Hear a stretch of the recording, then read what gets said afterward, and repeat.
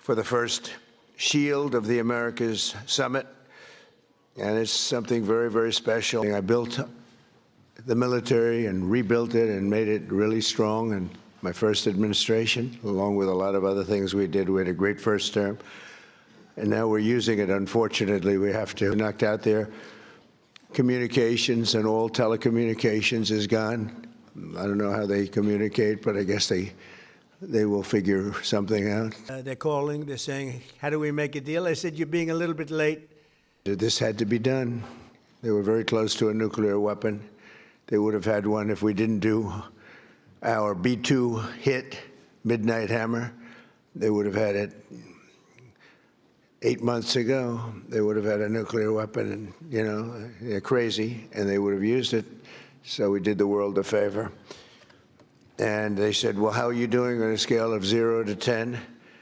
How are you doing with the attack? And I said, about a 15, I would say, with 10 being the best. But it's something that had to be done, and we're doing it well. You know, I don't know, I guess it would be illegal. Could you imagine if I could say, they spend millions and millions and millions of dollars on a campaign. They're losing. And they beg me for an endorsement. I give them an endorsement. They win by 30 points. And I get nothing. If I could sell that, is there a way? Do we have any of our legal people here? Marco's close enough. Is there a way I could get paid for that, Marco? I'd make a lot. They spend millions of dollars. And I give it for nothing. I could, even if I put it into the Treasury of the United States, it would be pretty good, right, Marco? But Marco's saying, that's not a good idea. Because I'm not learning your damn language. I don't have time. I was okay with languages, but I'm not going to spend time learning your language. That much I won't do. Just give me a good interpreter. Interpreter, very important. And I know if somebody's good. I may not speak the language, but I know. I said, you know, you remember the old ones from, you'd see Victory at Sea, remember Victory at Sea? And you'd see these ships.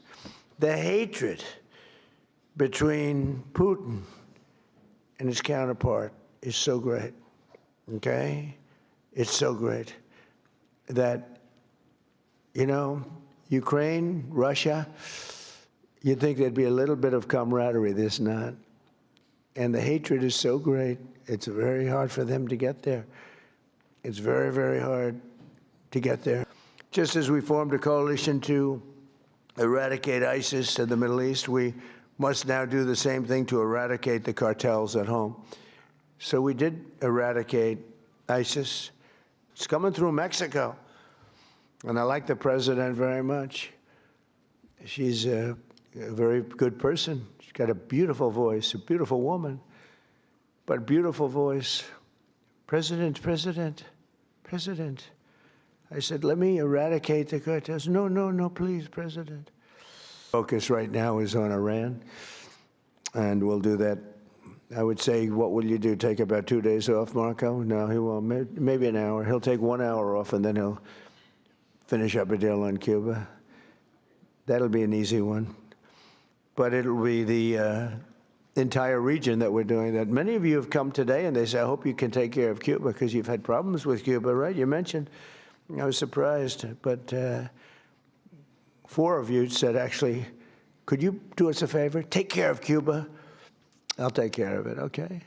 These situations in Venezuela and Cuba should make clear under our new doctrine, and it is a doctrine, we will not allow hostile foreign influence to gain a foothold in this hemisphere.